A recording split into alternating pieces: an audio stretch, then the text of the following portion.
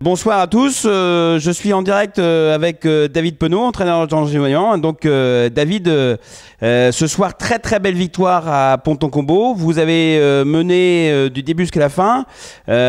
Écoute, raconte-nous un petit peu comment s'est passé ce match.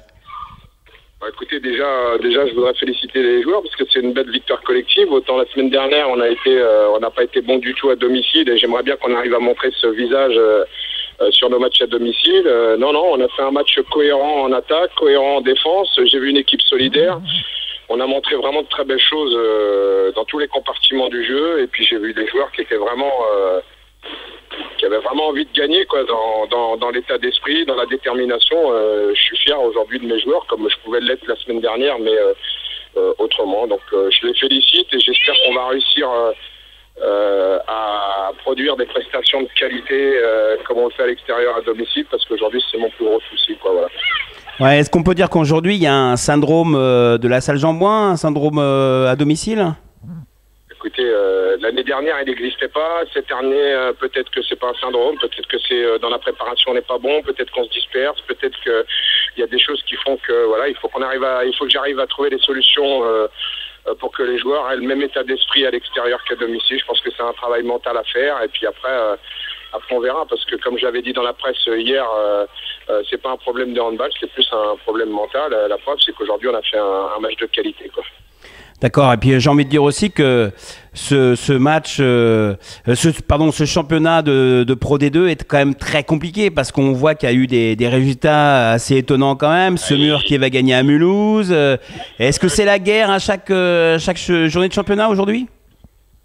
La guerre, on va pas dire que c'est la guerre, mais disons qu'aujourd'hui c'est dur de gagner à domicile, alors que les années précédentes les équipes gagnaient en général à domicile. Maintenant le championnat il s'est resserré, on voit un niveau de jeu qui est vraiment de plus en plus compliqué et difficile. Oui, il faut d'une semaine sur l'autre se remettre en question et être pas à 100% mais à 120%. Tous les week-ends il y a pas de match facile, quoi, en Pro D2. D'accord. Donc, semaine prochaine, donc on met une petite parenthèse avec le championnat. La semaine prochaine, c'est la Coupe de France. Saintes, qui joue en National 1, qui était l'année dernière en Pro D2, qui sont dans les premières places en National 1. Ça va nous faire un peu oublier. Est-ce que c'est un match sur lequel tu t'es déjà penché un petit peu?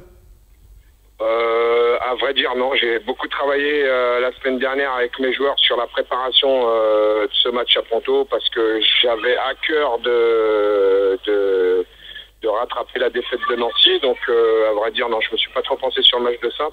Aujourd'hui, on prend les matchs les uns après les autres. Donc, maintenant, on va pas galvauder ce match de Saintes. On a tous envie de faire un tour contre une équipe prestigieuse à Jean-Bouin. Maintenant, on sait que ce match contre Saintes, ce sera difficile et compliqué, parce qu'il n'est jamais facile de gagner à Saintes contre une équipe en plus qui est leader de la N1 et qui nous avait battu 2 fois l'année dernière. Donc, non, on va prendre les matchs les uns après les autres. Voilà. Ok, je te remercie de ces quelques instants, David, pardon.